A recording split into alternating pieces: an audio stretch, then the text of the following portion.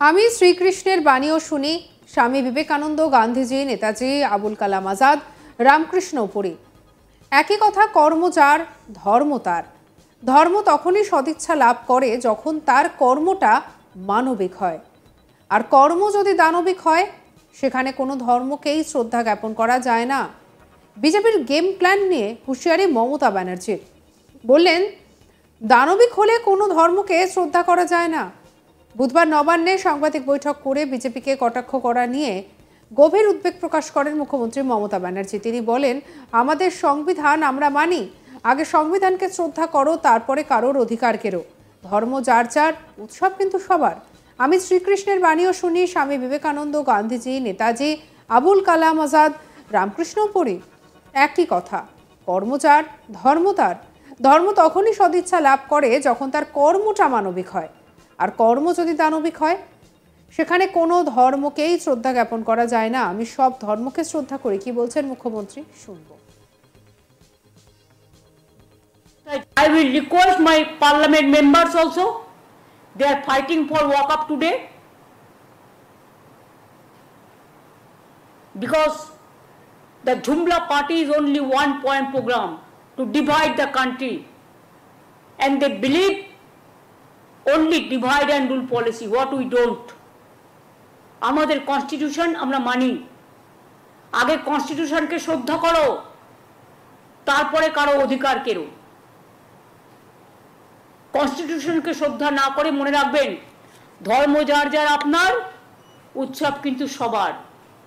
এবং পরিষ্কার আমি বলছি, আমি কিন্তু শ্রীকৃষ্ণের বাণীও শুনি, স্বামী বিবেকানন্দও পড়ি, নেতাজিও পড়ি, গান্ধীজিও পড়ি, আম্বেদকরও পড়ি, আবুল কালাম আজাদও পড়ি, রামকৃষ্ণও পড়ি।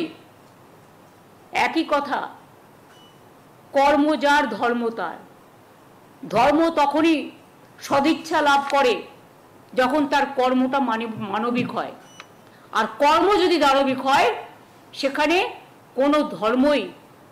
কোনো ধর্মকেই শ্রদ্ধা জ্ঞাপন করা যায় না।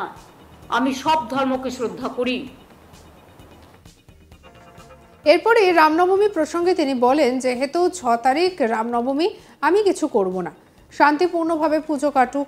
আমরা 4 এবং 5 শুক্রবার এবং শনিবার বেলা 4টে থেকে 5টা প্রতি ব্লকে ব্লকে, ওয়ার্ডে ওয়ার্ডে ওষুধের দাম বাড়াচ্ছ কেন, মানুষের স্বাস্থ্য কেড়ে নিচ্ছ কেন, এই দাবিতে এলাকায় এলাকায় মিটিং মিছিল করব।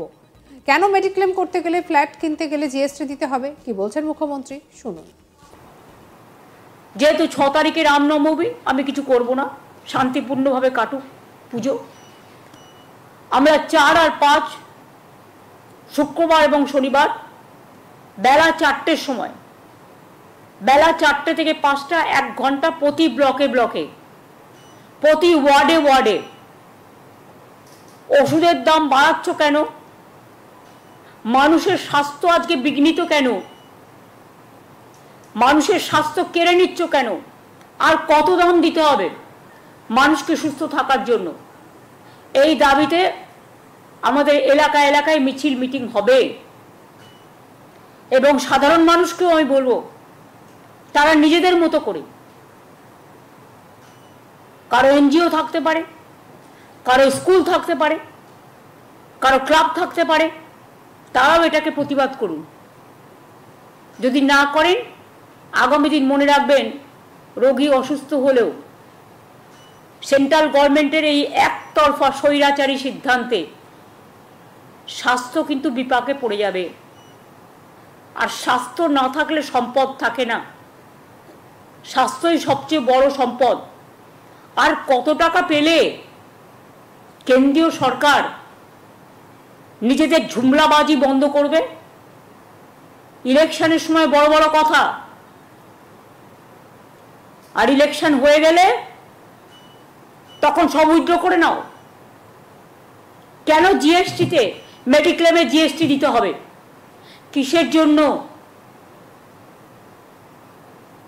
কেন মানুষকে একটা ফ্ল্যাট কিনতে গেলে জিএসটি দিতে হবে? কেন হিরেতে জিএসটি ট্যাক্স নেই, কেন জিরেতে জিএসটি ট্যাক্স থাকবে? কোথায় যাবে সাধারণ মানুষ, গরিব মানুষ? স্বাস্থ্য না দিয়ে, স্বাস্থ্য আমাদের সম্পদ, চিকিৎসা করবে কোথা থেকে মানুষ? এই ওষুধগুলো যখন ডক্টর প্রেসক্রাইব করবে, কাউকে 97% বেশি দিতে হবে, কাউকে 57% বেশি দিতে হবে, কাউকে 40% বেশি দিতে হবে, কাউকে 50% বেশি দিতে হবে, মেডিক্লেম করা থাকলেও তাকে দিতে হবে। তার মানে এটা কাদের জন্য হচ্ছে? এটা কি ঠিক যে is it for one section of people, যারা কমন পিপুলের মধ্যে পড়ে না, যাদের ক্ষমতা আছে, কোটি কোটি টাকা আছে, যারা কোটিত্ব দিয়ে ট্রিটমেন্ট করতে পারে, এটা কি শুধু তাদের জন্য সরকার চলবে? নাকি যারা গরিব, যারা মধ্যবিত্ত, যারা সাধারণ মানুষ, মধ্যবিত্ত সাধারণ, বুক ফাটলেও মুখ ফাটে না, মুখ খোলে না, কারণ তাদের সম্মান সবচেয়ে বড় ঐতিহ্য। আমি এটা তীব্র প্রতিবাদ করছি এবং এটা টোটাল উইথড্র করার জন্য অনুরোধ করছি। আমি শ্রীকৃষ্ণের বাণীও শুনি স্বামী বিবেকানন্দ, গান্ধীজি, নেতাজি, আবুল কালাম আজাদ, রামকৃষ্ণ পুরী একই কথা, কর্মচার ধর্ম তার, ধর্ম তখনই সদিচ্ছা লাভ করে যখন তার কর্মটা মানবিক হয়। ইনি কি বলেছেন মুখ্যমন্ত্রী, শুনবো। I will request my parliament members also, they are fighting for walk up today because the Jumla party is only one point program to divide the country, and they believe only divide and rule policy, what we don't. আমাদের constitution আমরা মানি, আগে কনস্টিটিউশনকে শ্রদ্ধা করো, তারপরে কারো অধিকার কেড়ো। কনস্টিটিউশনকে শ্রদ্ধা না করে মনে রাখবেন, ধর্ম যার যার আপনার, উৎসব কিন্তু সবার। এবং পরিষ্কার আমি বলছি, আমি কিন্তু শ্রীকৃষ্ণের বাণীও শুনি, স্বামী বিবেকানন্দও পড়ি, নেতাজিও পড়ি, গান্ধীজিও পড়ি, আম্বেদকরও পড়ি, আবুল কালাম আজাদও পড়ি, রামকৃষ্ণও পড়ি। একই কথা, কর্ম যার ধর্ম তার। ধর্ম তখনই সদিচ্ছা লাভ করে যখন তার কর্মটা মানবিক হয়, আর কর্ম যদি দানবিক হয়, সেখানে কোনো ধর্মকেই শ্রদ্ধা জ্ঞাপন করা যায় না। আমি সব ধর্মকে শ্রদ্ধা করি।